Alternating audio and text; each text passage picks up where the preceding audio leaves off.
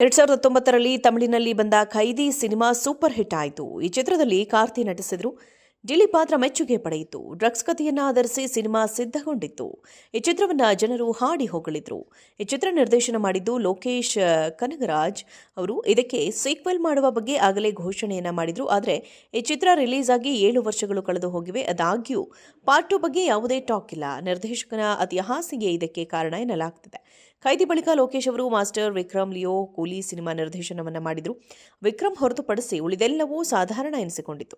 ಆದಾಗ್ಯೂ ಅವರಿಗೆ ಇರೋ ಬೇಡಿಕೆ ಕಡಿಮೆ ಆಗಿಲ್ಲ. ಅವರು ಅಲ್ಲು ಅರ್ಜುನ್ ಜೊತೆ ಸಿನಿಮಾ ಘೋಷಣೆ ಮಾಡಿದ್ದಾರೆ. ಈ ಬೆನ್ನಲ್ಲೇ ಖೈದಿ 2 ಬಗ್ಗೆ ಚರ್ಚೆ ನಡೆದಿದೆ. ಎಲ್ಲವೂ ಅಂದುಕೊಂಡಂತೆ ನಡೆದಿದ್ರೆ ಖೈದಿ 2 ಈಗಾಗಲೇ ಸೆಟ್ ಇರಬೇಕಿತ್ತು. ಆದರೆ ಲೋಕೇಶ್ ಅವರ ಅತಿ ಆಸೆಗೆ ಇದಕ್ಕೆ ಕಾರಣ ಎನ್ನಲಾಗ್ತಿದೆ. ಅವರು ಈ ಚಿತ್ರ ನಿರ್ದೇಶನ ಮಾಡಲು 75 ಕೋಟಿ ರೂಪಾಯಿ ಬೇಡಿಕೆ ಇಟ್ಟಿದ್ದಾರಂತೆ. ನಿರ್ಮಾಪಕರ ಪಾಲಿಗೆ ಇದು ನಿಜಕ್ಕೂ ದೊಡ್ಡ ಹೊರೆ. ಇಷ್ಟು ಮೊತ್ತದ ಸಂಭಾವನೆಯನ್ನ ನಿರ್ದೇಶಕರಿಗೆ ಕೊಡಲು ನಿರ್ಮಾಪಕರು ಕೂಡ ರೆಡಿ ಇಲ್ಲ.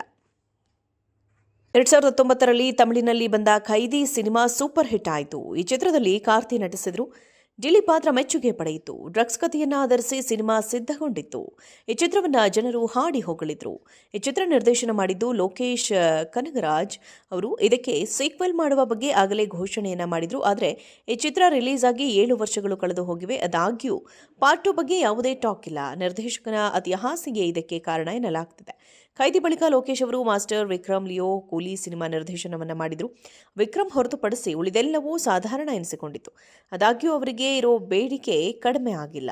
ಅವರು ಅಲ್ಲು ಅರ್ಜುನ್ ಜೊತೆ ಸಿನಿಮಾ ಘೋಷಣೆ ಮಾಡಿದ್ದಾರೆ. ಈ ಬೆನ್ನಲ್ಲೇ ಖೈದಿ 2 ಬಗ್ಗೆ ಚರ್ಚೆ ನಡೆದಿದೆ. ಎಲ್ಲವೂ ಅಂದುಕೊಂಡಂತೆ ನಡೆದಿದ್ರೆ ಖೈದಿ 2 ಈಗಾಗಲೇ ಸೆಟ್ ಇರಬೇಕಿತ್ತು. ಆದರೆ ಲೋಕೇಶ್ ಅವರ ಅತಿ ಆಸೆಗೆ ಇದಕ್ಕೆ ಕಾರಣ ಎನ್ನಲಾಗ್ತಿದೆ.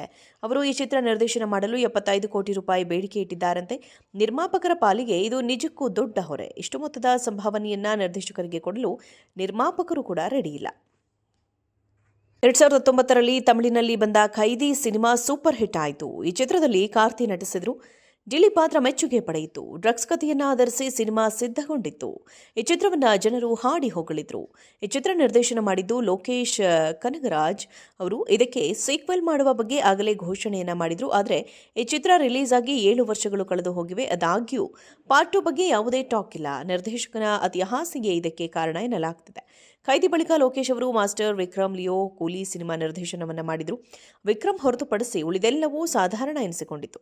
ಆದಾಗ್ಯೂ ಅವರಿಗೆ ಇರೋ ಬೇಡಿಕೆ ಕಡಿಮೆ ಆಗಿಲ್ಲ. ಅವರು ಅಲ್ಲು ಅರ್ಜುನ್ ಜೊತೆ ಸಿನಿಮಾ ಘೋಷಣೆ ಮಾಡಿದ್ದಾರೆ. ಈ ಬೆನ್ನಲ್ಲೇ ಖೈದಿ 2 ಬಗ್ಗೆ ಚರ್ಚೆ ನಡೆದಿದೆ. ಎಲ್ಲವೂ ಅಂದುಕೊಂಡಂತೆ ನಡೆದಿದ್ರೆ ಖೈದಿ 2 ಈಗಾಗಲೇ ಸೆಟ್ ಇರಬೇಕಿತ್ತು. ಆದರೆ ಲೋಕೇಶ್ ಅವರ ಅತಿ ಆಸೆಗೆ ಇದಕ್ಕೆ ಕಾರಣ ಎನ್ನಲಾಗ್ತಿದೆ. ಅವರು ಈ ಚಿತ್ರ ನಿರ್ದೇಶನ ಮಾಡಲು 75 ಕೋಟಿ ರೂಪಾಯಿ ಬೇಡಿಕೆ ಇಟ್ಟಿದ್ದಾರಂತೆ. ನಿರ್ಮಾಪಕರ ಪಾಲಿಗೆ ಇದು ನಿಜಕ್ಕೂ ದೊಡ್ಡ ಹೊರೆ. ಇಷ್ಟು ಮೊತ್ತದ ಸಂಭಾವನೆಯನ್ನ ನಿರ್ದೇಶಕರಿಗೆ ಕೊಡಲು ನಿರ್ಮಾಪಕರು ಕೂಡ ರೆಡಿ ಇಲ್ಲ.